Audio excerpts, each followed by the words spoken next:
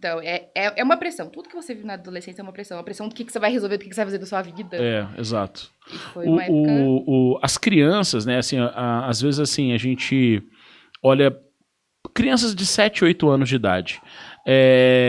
Às vezes eu fico lá na escola e eu deixo a hora que dá o recreio da criançada na parte da tarde, assim, e eu faço questão de ficar em algum lugar que elas não me veem. Só analisando o comportamento. Só analisando, exatamente. Mas assim, elas não podem perceber que você tá olhando. Que se elas perceberem, elas já mudam completamente. Muda. E aí elas começam a fazer graça pra você ver. Então você tem que fingir que você não tá fazendo nada. Então assim, fica no canto, mexe no celular, tipo, cara, você nem tá vendo. E aí você começa a ver o seguinte, a criança, ela naturalmente, e isso faz parte, eu acho que até de uma parte psicológica mesmo, a criança tem que comparar as coisas. Por exemplo, como que uma criança começa a entender o que é homem e o que é mulher? Porque ela toma banho com o pai, toma banho com a mãe, ela começa a perceber os órgãos sexuais, ela começa... E isso é importante, assim, às vezes eu vejo, por exemplo, uma vez eu vi um projeto que eu achei muito interessante. Uma psicóloga fez um projeto na escola para falar um pouco sobre essa questão do corpo humano, sabe? Com crianças e tal. E aí uma menina, ela fez o desenho do pai com a mãe, sabe? E aí, tipo, a psicóloga falou, olha, vamos fazer eles tomando banho, vamos fazer tal coisa. E essa menina, cara, ela fez uma coisa que eu achei muito genial. Ela pegou tiras de fita adesiva e nas partes que eram os órgãos sexuais, ela colocou uma tarja e pintou de preto. E aí a psicóloga chegou pra ela e falou pra criança, mas por que você fez isso? Ah, porque essa parte não pode ver porque meu pai com a minha mãe me ensinou.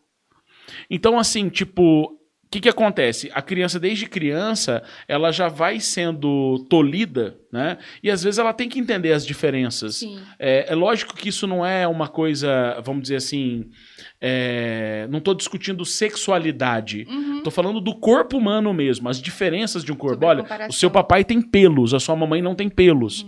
E aí, porque a criança necessita de comparação. Ela entende o vermelho porque ela entende que não é verde. Então, e assim, a gente se forma nisso. Quando vai para a idade de 7, 8 anos, ela começa a entender o seguinte, o meu pai tem tal carro.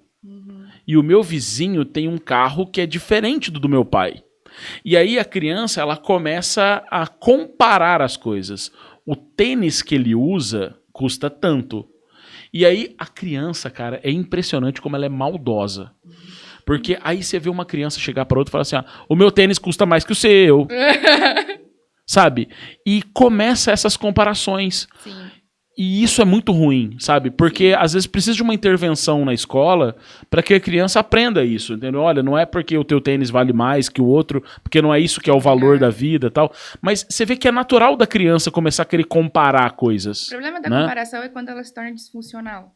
E quando a gente faz isso com a gente mesmo, com os outros. A gente se compara com os outros. Isso. E eu acho isso uma luta muito injusta que a gente trava com as pessoas.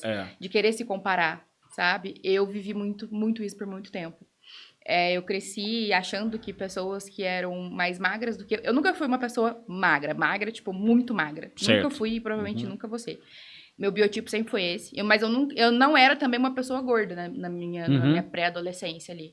Mas eu tinha um corpo. Tinha coxa grossa, quadril largo. Só que as minhas amigas eram todas isso aqui. Palitinho. E pra elas eu era gorda. E pra todo mundo eu era gorda. E na minha cabeça aquilo se tornou uma verdade. E aí aquilo começou a gerar uma comparação. Entendi.